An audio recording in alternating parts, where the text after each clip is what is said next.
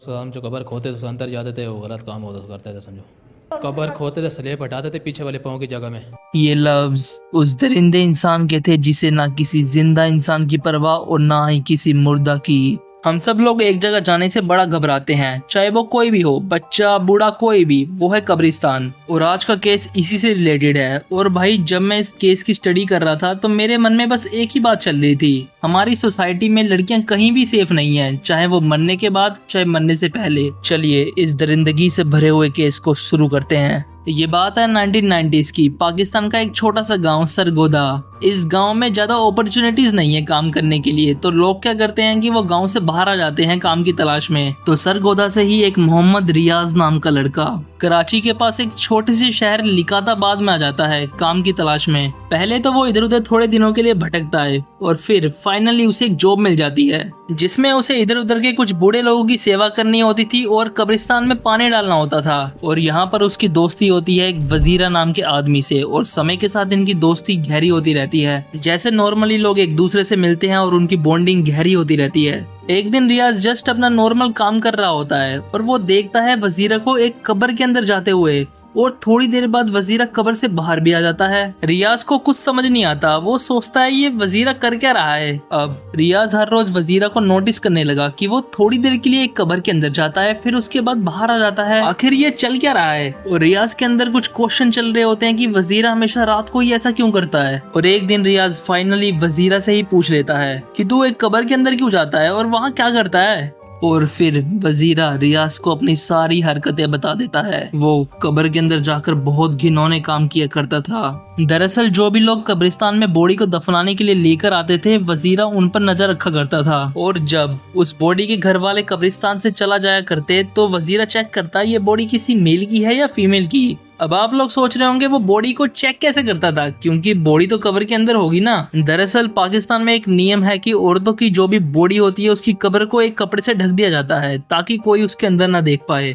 पर इसी चीज को वजीरा ध्यान से देखा करता था ताकि उसे पता चल सके ये बॉडी किसी मेल की है या फीमेल की। और जब घर वाले कब्रिस्तान से बॉडी को दफनाने के बाद चले जाते और वहाँ पर कोई भी नहीं होता, और मौका देखते ही वजीरा कब्र के पास जाता था और कब्र की जो मिट्टी होती है उसे हटाता और कब्र को अच्छे से खोदता और उसके अंदर थोड़ी सी जगह बनाता। और फिर उसके बाद वो चीजें किया करता था जो कि आप और मैं सपने में भी नहीं सोच सकते। आप समझ ही रहे होंगे, वो लड़कियों की डेड बॉडीज के साथ गलत काम किया करता था, लिटरली डेड बॉडीज। और ये सब सुनने के बाद रियाज क्या करता है आप जानकर शॉक हो जाओगे। मानो कि आप मेरे दोस्त हो, अगर मैं ऐसा कुछ करूं और आपको बताऊं तो आप मुझे क्या करोगे, समझाओगे ना कि भाई ऐसा मत कर। लेकिन रियाज ऐसा कुछ भी नहीं करता, वो बल्कि वजीरा के साथ मिलकर इन घिनौनों कामों में उसका साथ देने लग जाता है। और ये सब घिनौने काम कुछ दिनों तक ऐसे ही चलते रहे। जो वजीरा होता है उसे ड्रग्स लेने का बड़ा शौक होता है, तो वो ऐसे ही एक दिन ड्रग्स की ओवरडोजिंग कर लेता है और इसी की वजह से वजीरा की डेथ हो जाती है।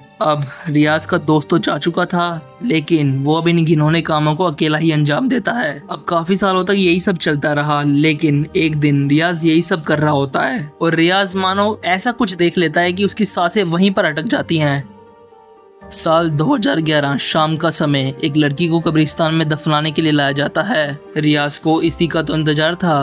अब 1 घंटा बीत चुका था, उस लड़की के घर वाले कब्रिस्तान से चले जाते हैं। रियाज अब धीरे धीरे उस कब्र की तरफ बढ़ता है और कब्र को खोदने के बाद अपने घिनौने काम स्टार्ट कर देता है। और जो उस लड़की के ऊपर कपड़ा होता है वो अचानक से हट जाता है और अचानक से रियाज की नजर उस लड़की के दांतों की तरफ पड़ती है। वो बड़े अजीब से होते हैं और वो चमक रहे होते हैं। और एकदम से रियाज की नजर उस लड़की की आंखों की तरफ पड़ती है, वो खुली हुई थी और वो साथ ही में चमक भी रही थी, जिसको देखकर कोई मामूली इंसान तो वैसे ही डर जाए। और रियाज भी काफी डर जाता है और वो सोचने लगता है ये कोई चुड़ैल है, भूत है, या फिर ये अब जिंदा हो गई है। और रियाज कुछ भी करके वहाँ से भागता है और थोड़ी सी आगे तक जाने के बाद उसे वहाँ कुछ लोग मिलते हैं और उनको देखते ही वो घबराहट के मारे उनको बताने लग जाता है सब कुछ कि वहाँ ऐसे ऐसे कोई लड़की है, चुड़ैल है। बिल्कुल वो घबरा जाता है और ये सब उगल देता है क्योंकि रियाज काफी डरा हुआ है। और वो लोग भी उसे रियाज को पानी वानी पिलाते हैं, शांत करते हैं कि भाई शांत हो जा तू, कि हम वहाँ जाके देखते हैं क्या है कैसे है, ठीक है। और वो लोग कब्रिस्तान में जाकर देखते हैं कि उसकी मिट्टी हटी पड़ी है, उसकी ईंटें बिखरी पड़ी हैं, कब्र भी खुली हुई है। और वो सोचते हैं ऐसा हो कैसे सकता है कि कब्र खुली कैसे पड़ी है। फिर वो एक बार रियाज की तरफ देखते हैं और एक बार कब्र की तरफ देखते हैं और सोचते हैं मानो ना मानो ये सब रियाज से ही सब कुछ जुड़ा हुआ है। वो उस लड़की की हालत भी देखते हैं और कब्र भी खुली पड़ी है। इस सब को देखने के बाद वो सोचते हैं ये सब रियाज नहीं करा है। और जो भी उस लड़की की हालत हो रखी होती है वो लोग पलक झपकते ही समझ जाते हैं रियाज यहाँ कर क्या रहा था। और इस सब के बाद वो लोग एक दूसरे की तरफ देखते हैं और फिर रियाज को मारना शुरू कर देते हैं। ये लोग संख्या में बहुत ज्यादा थे तो इस वजह से ये रियाज को इतना मारते हैं कि रियाज अधमरा पड़ जाता है। फिर इसके बाद ये लोग पुलिस को कॉल करते हैं और पुलिस भी ज्यादा देर न करते हुए वहां पहुंच जाती है और उसे अपने साथ ले जाती है। और थोड़े दिनों बाद ही रियाज का एक इंटरव्यू लिया जाता है जो कि पाकिस्तान के एक मीडिया चैनल में पूरा टेलीकास्ट हो रखा है। और कहाँ के रहने वाले हो? सरगोदा। तो यहाँ कराची क्या कारोबार के लिए आए थे, मजदूरी? और इसमें रियाज सब कुछ बताता है कि उसने ऐसा 1, 2, 3 लड़कियों के साथ नहीं बल्कि 48 लड़कियों के साथ ऐसा करा है। कितने मुर्दों के साथ ये कर चुके हो? ये 48 साथ हो गए।